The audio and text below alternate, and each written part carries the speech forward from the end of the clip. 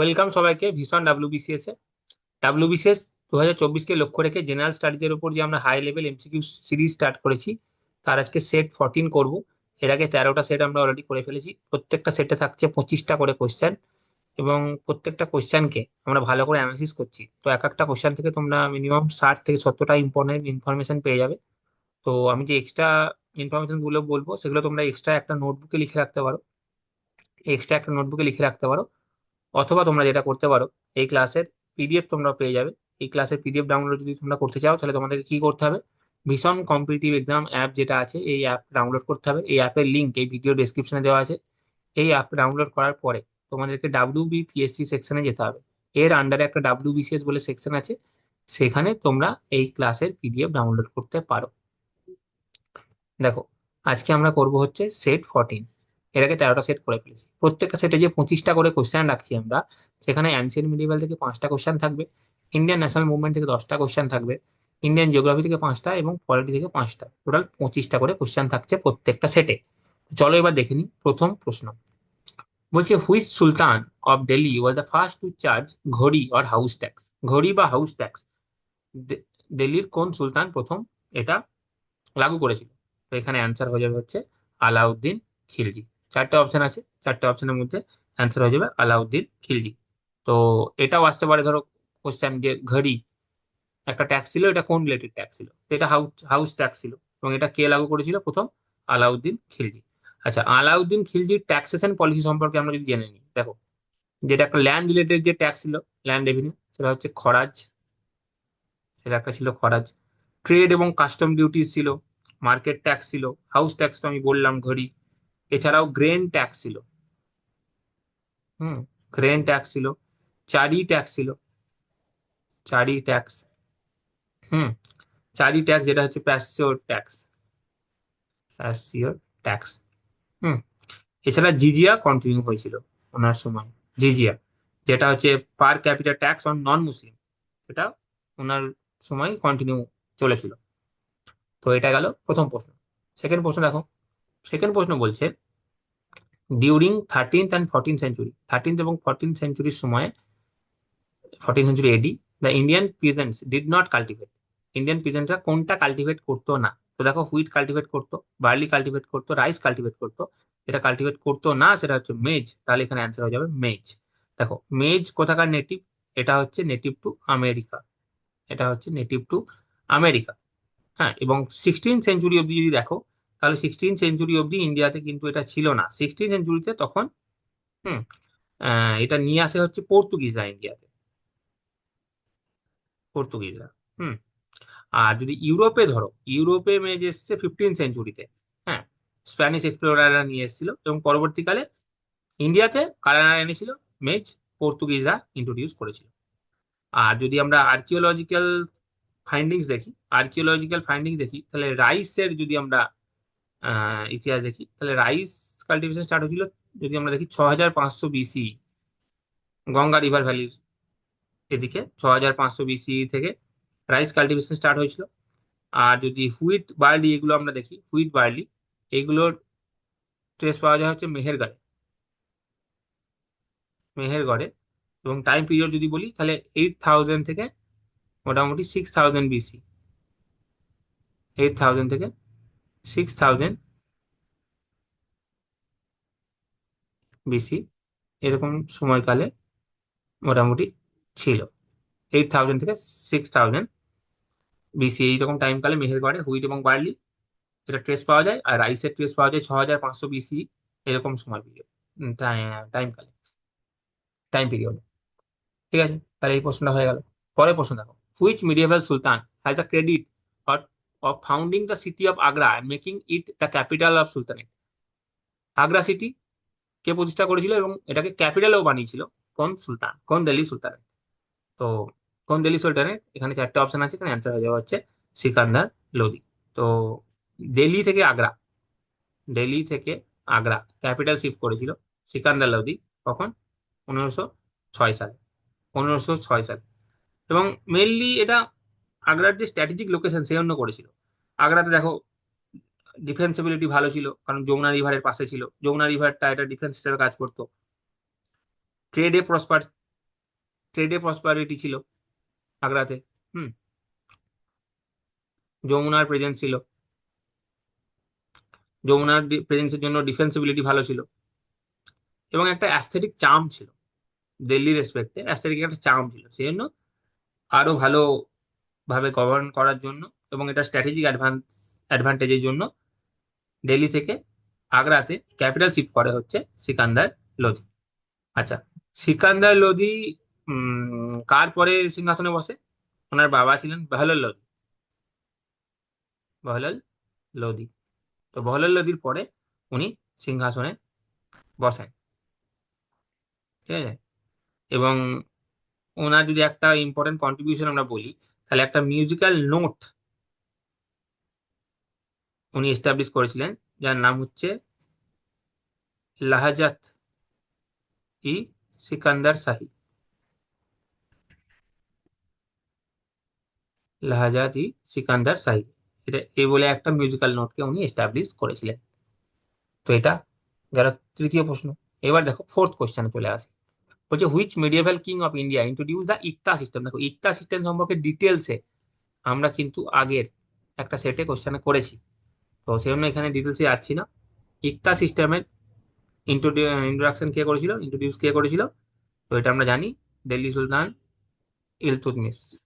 ইলতুৎমিশ ইকতা সিস্টেমের ইন্ট্রোডিউস করেছিল।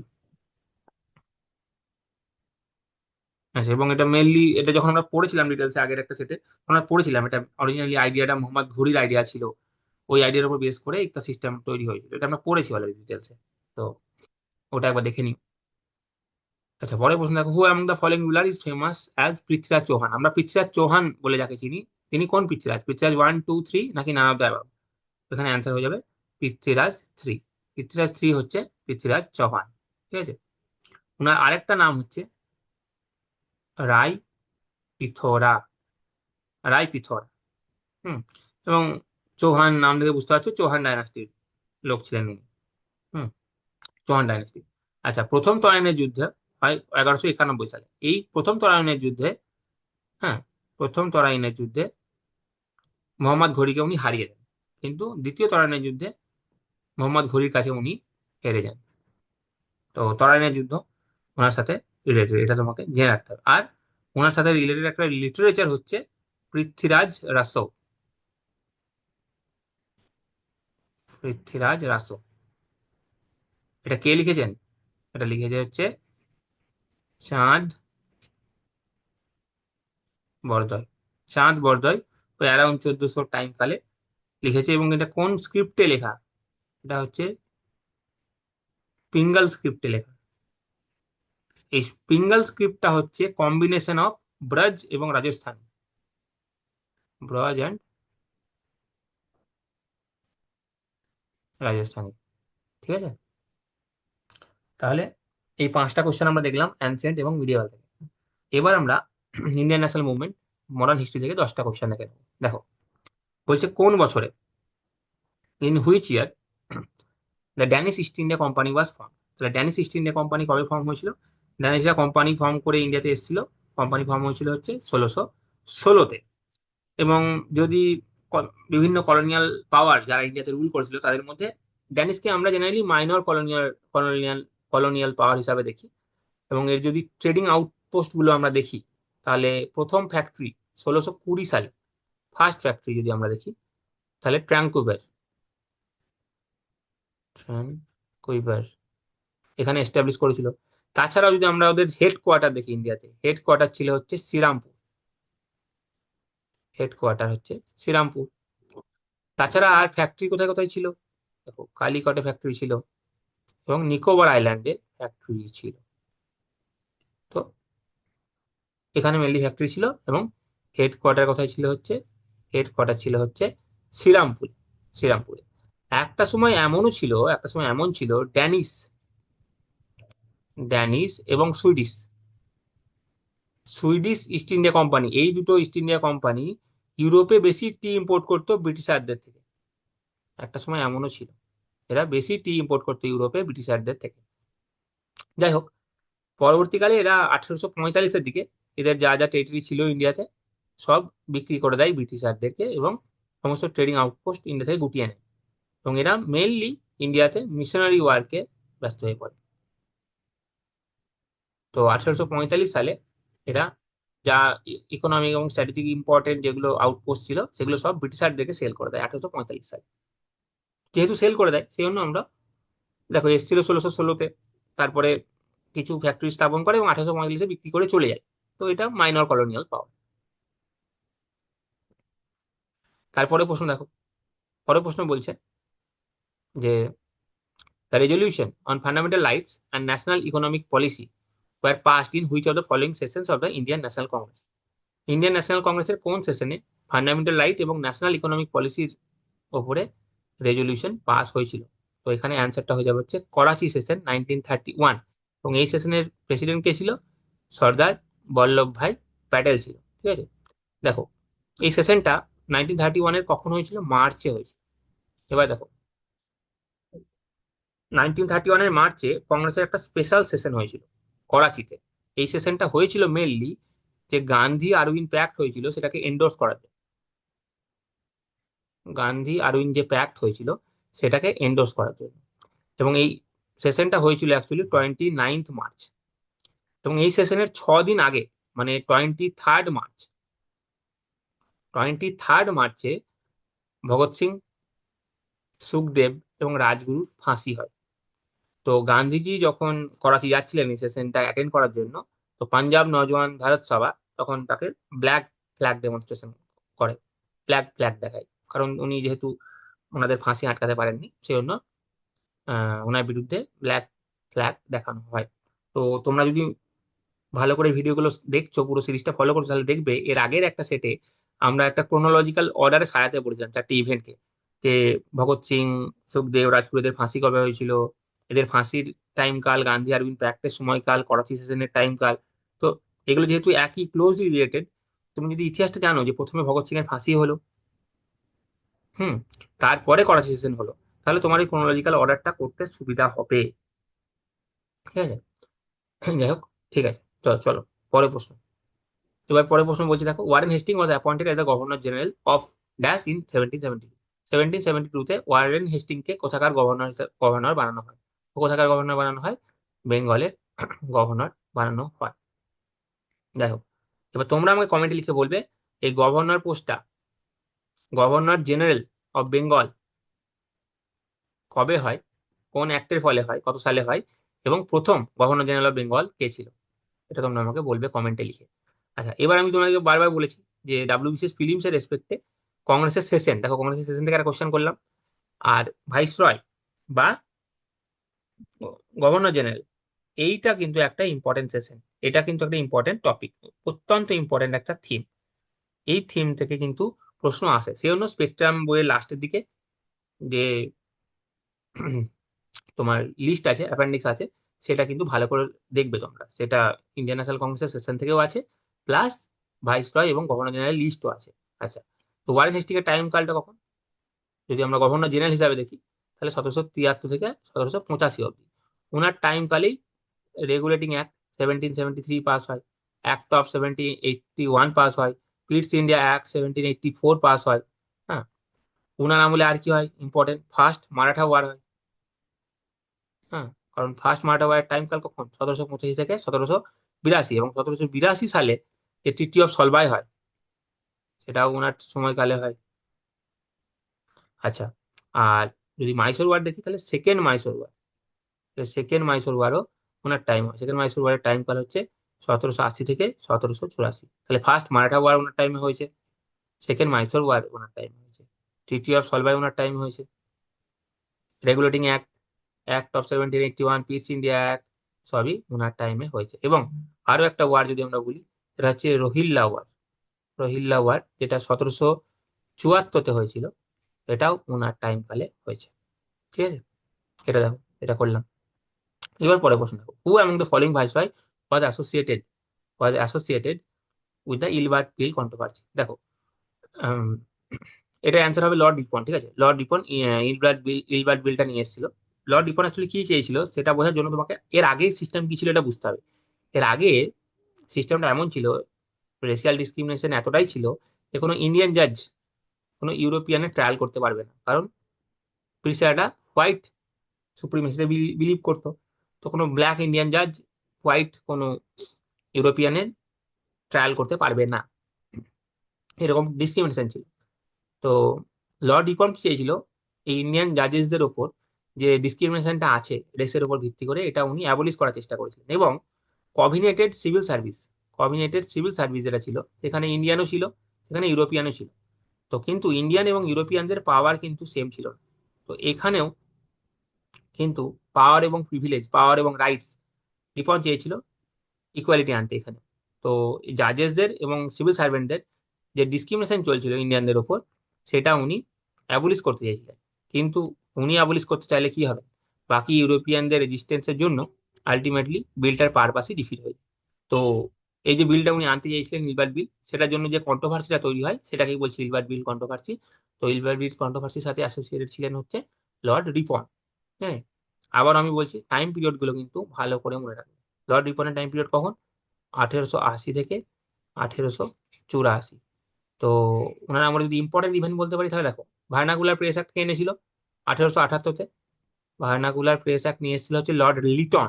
তো এই ভার্নাকুলার প্রেস অ্যাক্টকে রিপিল করে দেয় 1882-তে লর্ড রিপন। হুম। এবং লর্ড রিপন আরো একটা ভালো কাজ কি করেছিল, ফ্যাক্টরি অ্যাক্ট নিয়ে এসেছিল, first factory act.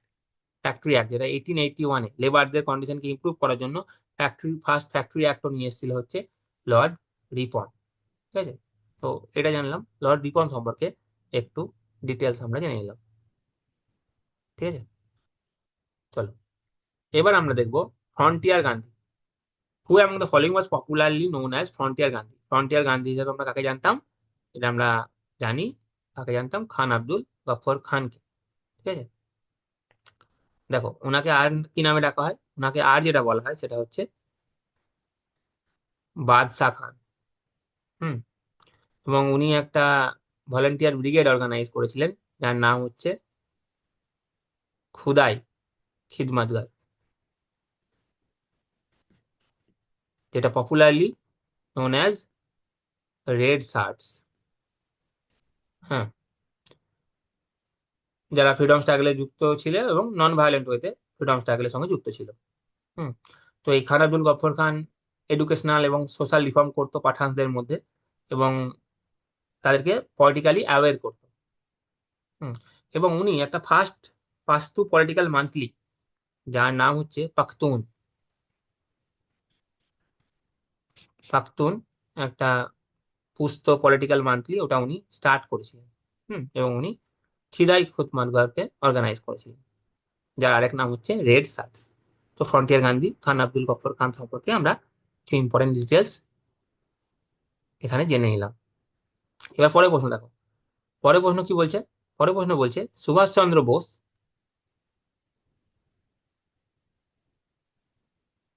Subhash Chandra Bose was রি-ইলেক্টেড as the president of INC at the Tripuri session 1939 by defeating Gandhiji's candidate. গান্ধীজির কোন ক্যান্ডিডেটকে হারিয়ে 1939 এর ত্রিপুরি সেশনে সুভাষচন্দ্র বোস আবার প্রেসিডেন্ট, ইন্ডিয়ান ন্যাশনাল কংগ্রেসের প্রেসিডেন্ট হিসাবে রি-ইলেক্ট হন। কাকে হারিয়ে দিয়েছিলেন, পট্টভি সীতারামাইয়াকে উনি হারিয়ে দিয়েছিলেন। এবার আমরা বলছি রি-ইলেক্ট হয়ে এসেছিলেন, তো এখানে আমি তোমাদেরকে একটা প্রশ্ন বলছি, তোমরা আমাকে কমেন্টে লিখে জানাবে 1938-এও তার মানে সুভাষচন্দ্র বসু প্রেসিডেন্ট ছিলেন, তবেই তো আমরা এখানে বলছি না রি-ইলেক্ট হয়ে এসেছিলেন উনি। আচ্ছা, দাঁড়াও, রি-ইলেক্ট হয়ে এসেছিলেন উনি আমরা বলছি। তো তোমরা বলবে 1938-এর সেশনে যে সুভাষচন্দ্র বসু ইলেক্ট প্রেসিডেন্ট ছিলেন, সেটা কোথায় হয়েছিল, সেশনটা কোথায় হয়েছিল, 1938-এর সেশনটা কোথায় হয়েছিল, এটা তোমরা আমাকে বলবে। ঠিক আছে, চলো নেক্সট কোশ্চেন দেখো, the pioneer of communism in India. ইন্ডিয়াতে কমিউনিজমের পায়োনিয়ার কাকে বলা হয়, চারটে অপশন আছে, অ্যান্সার হয়ে যাবে এম এন রয়, মানবেন্দ্রনাথ রয়। এবং এই মানবেন্দ্রনাথ রয় সম্পর্কে আমরা জানি, উনি আমাদের যে কনস্টিটিউয়েন্ট অ্যাসেম্বলি যেটা আমাদের ভারতীয় সংবিধান বানিয়েছে, সেই কনস্টিটিউয়েন্ট অ্যাসেম্বলির আইডিয়াটা প্রথমবার উনি দিয়েছিলেন। যদি আমরা ন্যাশনাল লিডার হিসাবে যদি দেখি, তাহলে পরবর্তীকালে অবশ্যই জওহরলাল নেহরুও এটার কথা বলেছিলেন, কিন্তু প্রথম যদি আইডিয়া হিসাবে কে প্রথম এটাকে বলেছিলেন ইন্ডিয়াতে, তাহলে মানবেন্দ্রনাথ রায় এই কনস্টিটিউয়েন্ট অ্যাসেম্বলির আইডিয়াটা উনি দিয়েছিলেন। দেখো এবার চিটাগং আর্মারি রেড, চট্টগ্রাম হত্যাকাণ্ড লুণ্ঠন সম্পর্কে একটা প্রশ্ন বলেছে। Who among the following great revolutionaries was the brain behind the Chittagong armoury raid? তো চিটাগং আর্মারি রেডের মেন লিডার কে ছিলেন? তো চারটে অপশন আমরা জানি, অ্যান্সার হয়ে যাবে হচ্ছে সূর্য সেন। দেখো, এই চিটাগং আর্মারি রেড কখন হয়েছিল? এপ্রিল 1930-তে হয়েছিল। এবং এটা আহ, সূর্য সেন প্রায় 65 জন অ্যাক্টিভিস্টকে নিয়ে এই লুটটা করেছিলেন। এবং কোন ব্যানারে লুটটা করেছিলেন? ইন্ডিয়ান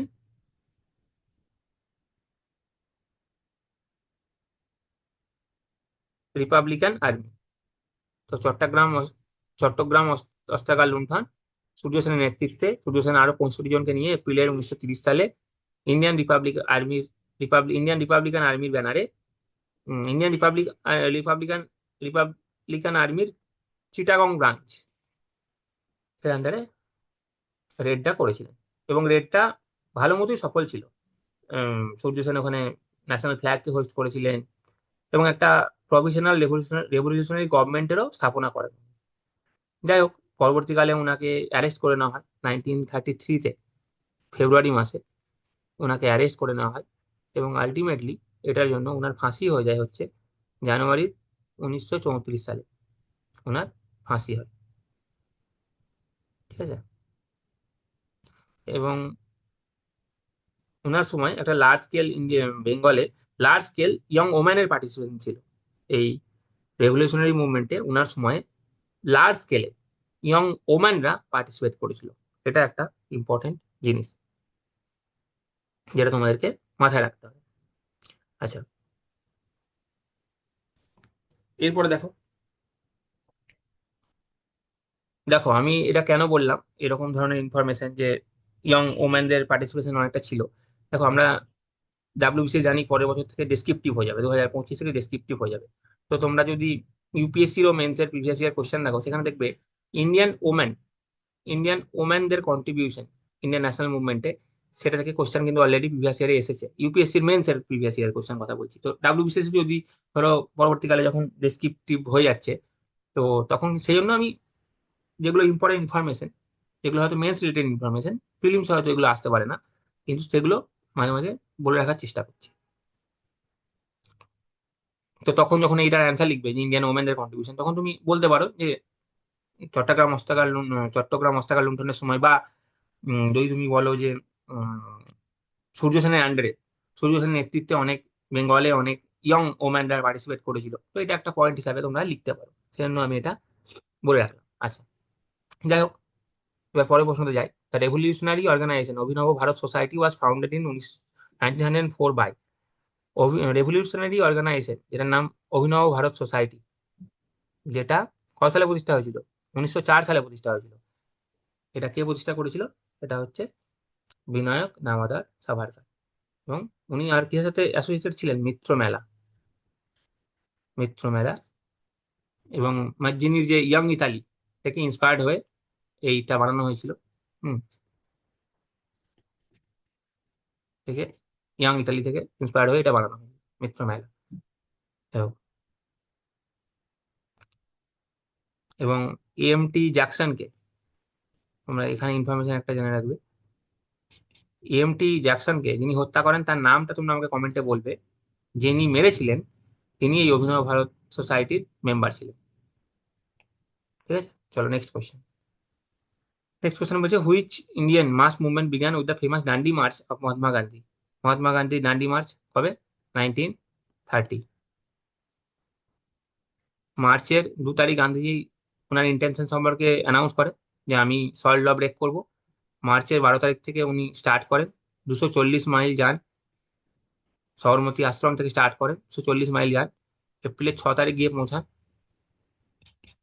এবং সল্ট ল উনি ব্রেক করেন। তাই তো, সল্ট ল উনি ব্রেক করেন। তো এটা দেখো, এটা ভুল লেখা আছে, এটা অ্যাকচুয়ালি 15 নম্বর কোশ্চেন হবে। এটা 10 নম্বর না, এটা 15 নম্বর কোশ্চেন। এর আগে 14টা কোশ্চেন আমরা করলাম। ঠিক আছে, এর আগে 14টা কোশ্চেন আমরা করে নিয়েছি। তো 5টা অ্যানসিয়েন্ট এবং 10টা আপাতত ইন্ডিয়ান ন্যাশনাল মুভমেন্ট থেকে কোশ্চেন করে নিয়েছি। এবার আমরা দেখব 5টা জিওগ্রাফির কোশ্চেন এবং 5টা পলিটির কোশ্চেন। তো চলো দেখি এবার জিওগ্রাফির কোশ্চেন গুলো দেখি। চলো দেখো, which of the following is a trans Himalayan river. কোনটা ট্রান্স হিমালয়ান রিভার এটা বলছে। তো এখানে চারটের মধ্যে অ্যান্সার হয়ে যাবে হচ্ছে সুতলেজ। দেখো সুতলেজ, ব্রহ্মপুত্র এবং ইন্দাস, এই তিনটে যদি আমরা দেখি তাহলে এই তিনটে রিভারই কিন্তু গ্রেটার গ্রেটার হিমালয়ের আরো নর্থে গিয়ে ট্রান্স হিমালয়, হিমালয়ের ওপার থেকে উৎপত্তি লাভ করছে। তো এই তিনটে রিভারই হচ্ছে তোমার হিমালয়ের ওপার থেকে উৎপত্তি লাভ করছে, তো তাই ট্রান্স হিমালয়, সতলেজ, ব্রহ্মপুত্র, ইন্দাস। পরের প্রশ্ন দেখো, which of the following rivers lie in a rift valley. দেখো রিফ্ট ভ্যালিতে চারটে অপশন, অ্যান্সার হয়ে যাবে তাপি। আর কোন কোন রিভার হয় রিফ্ট ভ্যালি দিয়ে?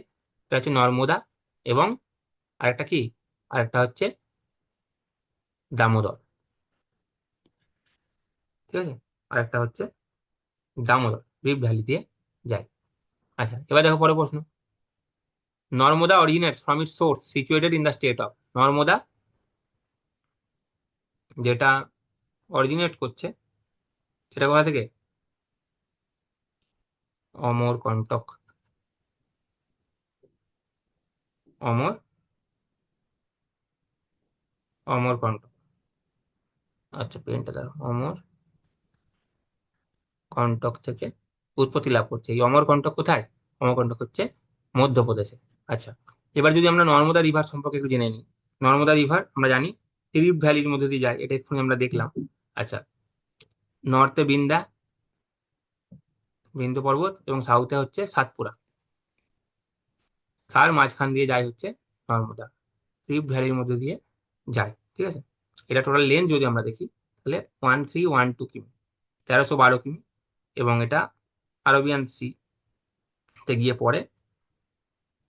আচ্ছা, এবং এই নদীর উপরে সর্দার সরোবর প্রজেক্ট তৈরি হয়েছে। তাহলে কি প্রজেক্ট? সর্দার সরোবর প্রজেক্ট তৈরি হয়েছে। আচ্ছা এটা গেল। আর যদি আমরা দেখি মার্বেল রক, এটার সাথে অ্যাসোসিয়েটেড মার্বেল রকে দুর্দান্ত গড় তৈরি করেছে এটা।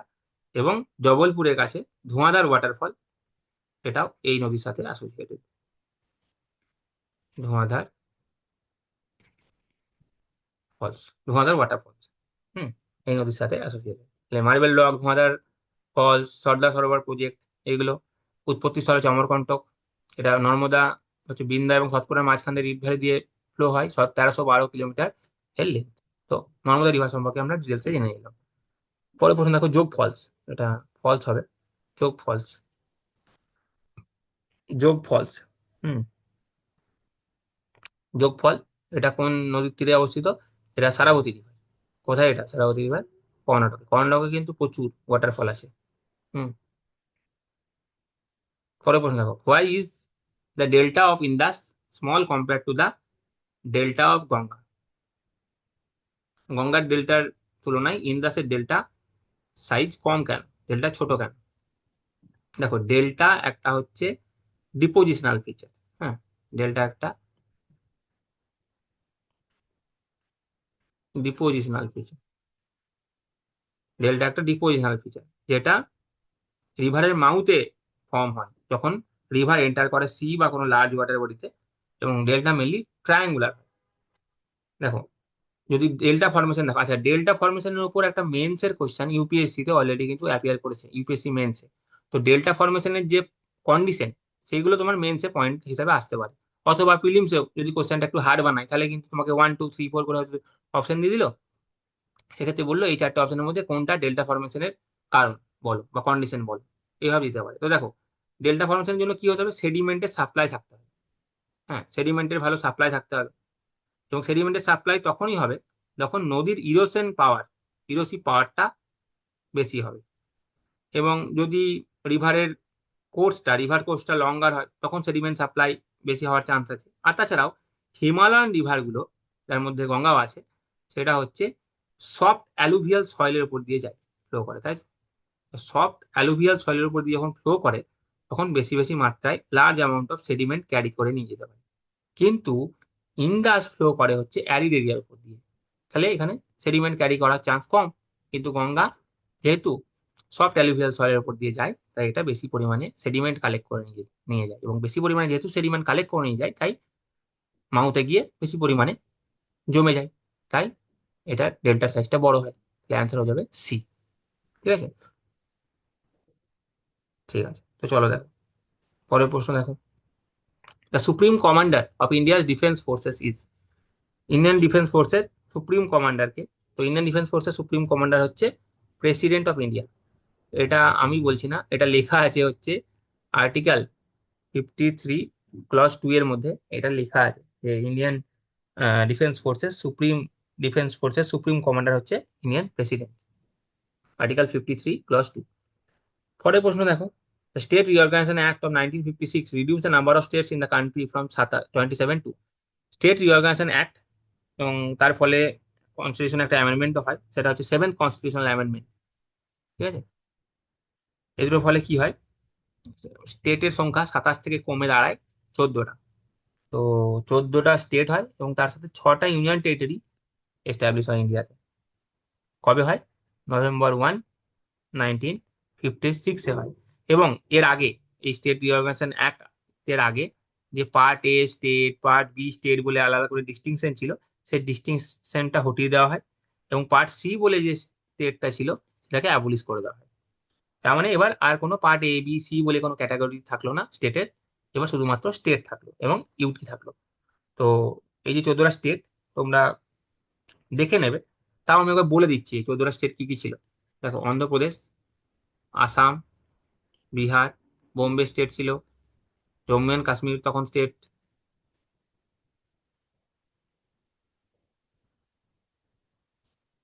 জম্মু কাশ্মীর ছিল, কেরালা ছিল, মধ্যপ্রদেশ ছিল, মাদ্রাস ছিল, মাইসোর ছিল, ওড়িশা ছিল, রাজস্থান ছিল, আর ইউপি ছিল, ওয়েস্ট বেঙ্গল ছিল। ঠিক আছে, এগুলো ছিল, এগুলো টোটাল টোটাল 14টা স্টেট এবং 6টা ইউনিয়ন টেরিটরি ছিল। তো কিছু মেন মেন স্টেট আমি বলে দিলাম। হুম, তো চলো নেক্সট কোশ্চেন দেখো। দেখো পরের প্রশ্ন বলছে, state emergency declared by the president has to be approve by the union parliament within. দেখো, প্রেসিডেন্ট যখন স্টেট এমার্জেন্সি, আর্টিকেল কত, আর্টিকেল 356, স্টেট এমার্জেন্সি ডিক্লেয়ার করে দেয়, ডিক্লেয়ার করে দেওয়ার কতদিনের মধ্যে পার্লামেন্টে সেটা অ্যাপ্রুভ হতে হবে। তো প্রেসিডেন্ট যখন স্টেট এমার্জেন্সি ডিক্লেয়ার করে দেবে আর্টিকেল 356 এর আন্ডারে, তারপরে ইউনিয়ন পার্লামেন্ট সেটাকে অ্যাপ্রুভ করবে উইদিন 2 মান্থস, 2 মাসের মধ্যে সেটাকে অ্যাপ্রুভ করতে হবে। এবং অ্যাপ্রুভেলের জন্য যে মেজরিটি লাগবে সেটা হচ্ছে সিম্পল মেজরিটি। কিন্তু এটা যদি ন্যাশনাল এমার্জেন্সি হতো, ন্যাশনাল এমার্জেন্সির আর্টিকেল 352, ন্যাশনাল এমার্জেন্সি আন্ডার 352 এ যদি অ্যানাউন্স ডিক্লেয়ার প্রোক্লেম করা হতো, সেক্ষেত্রে ইউনিয়ন পার্লামেন্ট 1 মাসের মধ্যে কিন্তু এটাকে অ্যাপ্রুভ করতে হতো, 1 মাসের মধ্যে পার্লামেন্টে এটা অ্যাপ্রুভ হতে হতো। এবং এটার জন্য যে মেজরিটি লাগতো সেটা হচ্ছে স্পেশাল মেজরিটি। কিন্তু স্টেট এমার্জেন্সির ক্ষেত্রে 2 মাসের মধ্যে অ্যাপ্রুভাল দরকার পার্লামেন্টের, এবং এটার জন্য লাগবে সিম্পল মেজরিটি। এবং একবার যদি অ্যাপ্রুভ হয়ে যায়, সেটা ক মাসের জন্য থাকবে, সেটা 6 মাসের জন্য থাকবে। এভাবে 6 মাস 6 মাস করে ম্যাক্সিমাম কদিন থাকতে পারে, ম্যাক্সিমাম 3 বছর থাকতে পারে। ঠিক আছে, তো চলো পরে প্রশ্ন। বলছে, the Indian constitution provides for single citizenship, dual citizenship, both of them, neither. দেখো, Indian constitution generally single citizenship দেয়, জেনারেলি এটা সিঙ্গেল সিটিজেনশিপ দেয়।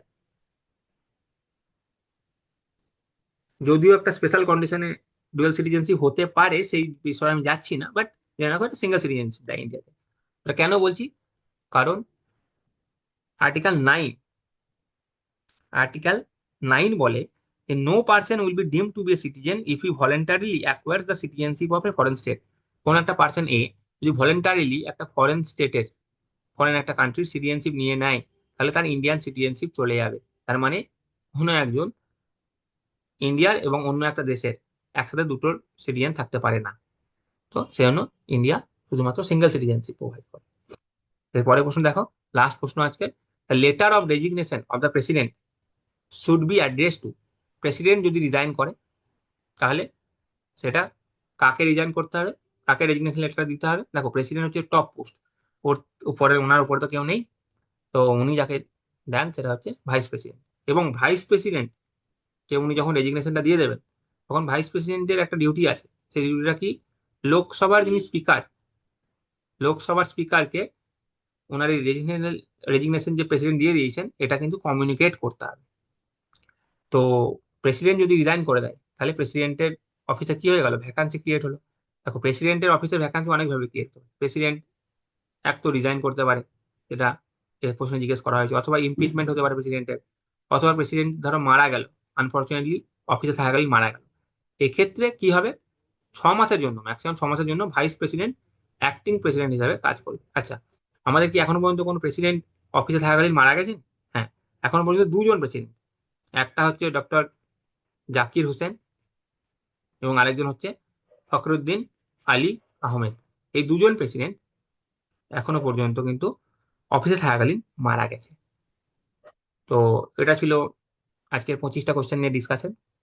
ডিটেলসে আমরা প্রত্যেকটা কোশ্চেনকে অ্যানালাইজ করেছি। এবার তোমরা আমাকে বলবে আউট অফ 25 তোমাদের মার্কস কত হলো, সেটা তোমরা কমেন্টে লিখে বলবে। তো thank you for watching the video.